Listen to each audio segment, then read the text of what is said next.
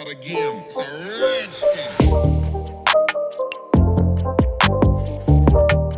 Hello everyone, I hope you guys are doing absolutely fine. I am Kushal and this is Savage Programmer. Today we are going to see 5 Python tricks and one bonus trick that pro Python developers use and I personally use in my projects and small tutorials that I make.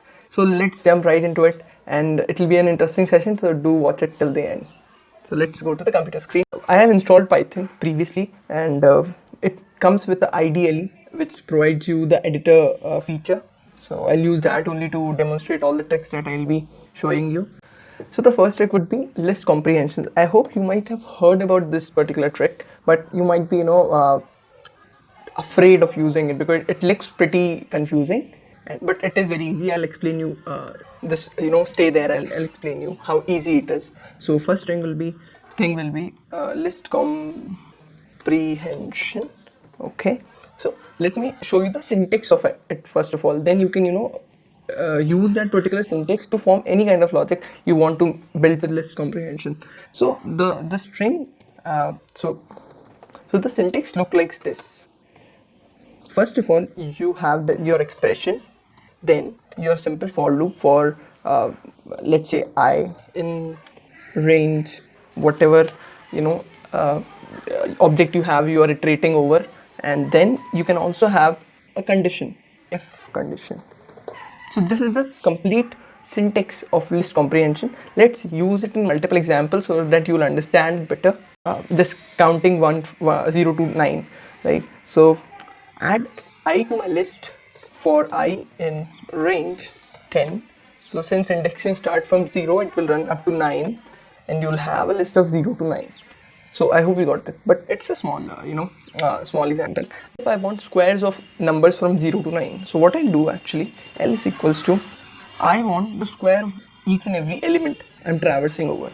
So we do square using this. So this is the expression that I want to get for I in range 10.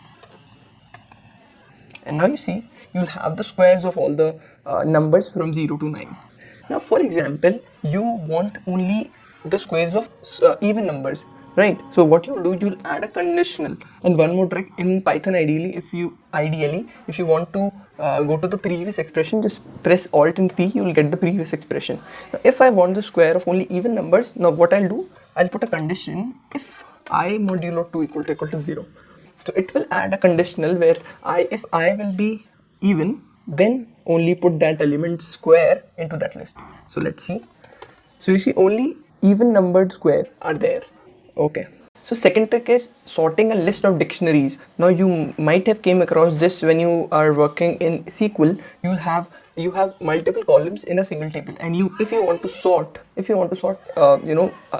the table with multiple columns or multiple attributes, you used to write a SQL query for that. Now, for example, if you have a list of dictionaries and each dictionary has multiple attributes or keys in it, then and you want to sort it with respect to 2 keys, then how will you do that? So it is pretty easy. Let's do it.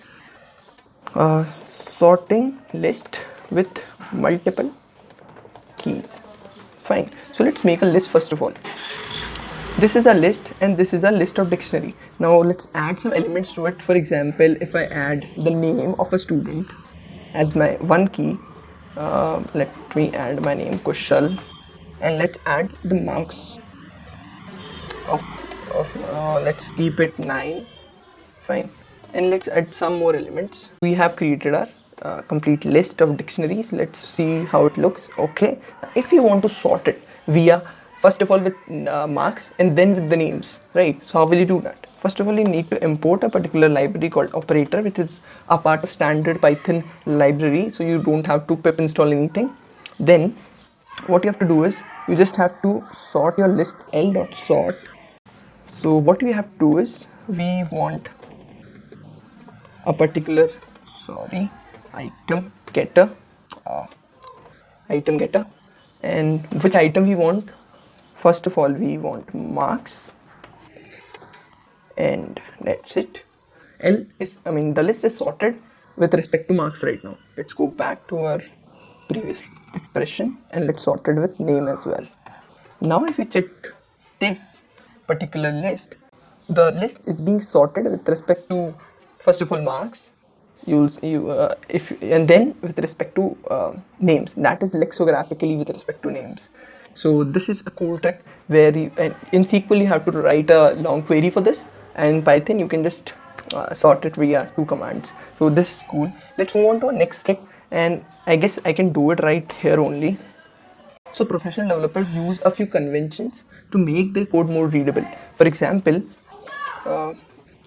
more readable code, or numeric, I would say numeric. So in Python what you can do is, for example, if you want to write a particular number, a big number, then how will you represent it? For example, I have a number like this, which is pretty big, and it took even me the time to count how many zeros I'm inputting. I mean, how many, if I want to input 9 zeros, then I have to count till 9, 0, 1, 2, 3, 4, something like that. And even for the one who is reading that particular thing, it is difficult to, in the first go, it is very difficult to understand what is the value. It is 1 billion or it is 1 million or something like that, right? So in Python, what you can do is, for easy readability, you can keep the numbers like this, and it will represent the same thing. So I guess this is pretty cool, right? And it is so easy to read. So to improve the readability, this particular thing has been introduced, and it's not like it only works with decimal numbers, it also works with binary. For example, your binary number looks like this. You need to put 0b before that to indicate that it's a binary number, and then all the nibbles, you need to write it in the form of nibbles. Like in binary representation, 4 bits, a group of 4 bits is called nibble. So if I put A, so it is 15, right? And I hope you understand what I'm trying to say. Another trick is for formatting, which is also a part of Python coding style. So there are moments, for example, if you have one variable called, let me first of all write formatting variables. For example, you have a variable called this item 34, and then you have another variable called name, that is Kushal.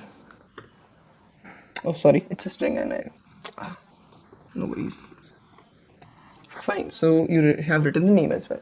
Now if you want to print something like this is fine, and this completely works, but this looks pretty untidy and not more readable. So what you can do, by string formatting, you can directly input your variable values directly into the string using string formatting. What you have to do, first of all, you have to write F for string formatting, then the string single quotes or double quotes, then just write the complete string.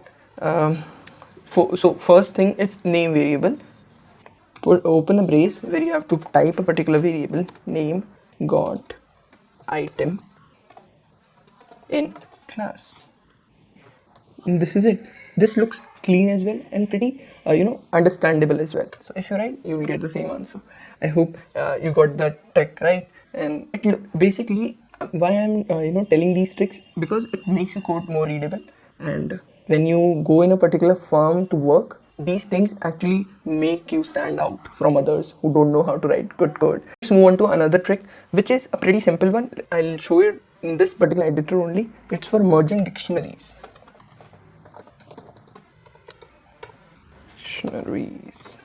So there may be some cases where you create multiple dictionaries, and at some point of time you want to merge them. So how will you do that? One simple way is to traverse both the dictionaries and create a new dictionary, but that is pretty tiring, right? And it also does not look good if you are a good Python developer. So if I have a dictionary one with this, so I have 2 dictionaries with me and I want them to be merged. One way is to just traverse and create a new dictionary. Other way will be, you just have to do it like this, d1 comma d2, and that's it. You'll have the merged dictionary with you. So we have completed our 5 tricks. One more bonus trick I wanted to tell you, that is, for example, let's open the editor again. If you have a long list where you have thousands of elements and you want to count which particular element has occurred maximum number of times. So one way to do that is to just count the frequency of each and every element, and then traverse the particular dictionary wherever you have saved it, and return the one which has the maximum number of frequency in the particular list. but that is, again, it's not a good practice. So there is a library called collections, and it is a part of standard Python library. So let's use that. From collections, import counter. Okay, now you just have to write a single thing. Counter, pass in the list dot most common. Isn't this is simple? All the elements along with their frequency in the form of a list, right? But if you want the most frequent element, you just have to do one thing, that is put 1 inside it and you will get it. So this is that simple. So I hope you have enjoyed this video and you might have learned something from this video. My sole purpose is to make you learn something new, something interesting, and to add some value to your lives. So keep on learning, keep on enjoying, keep on supporting the channel, and keep on sharing too. Share as much as you can, and do subscribe to the channel if you're new to the channel, and stay tuned for more such content. Thank you for the support. Let's meet in the next video. Bye.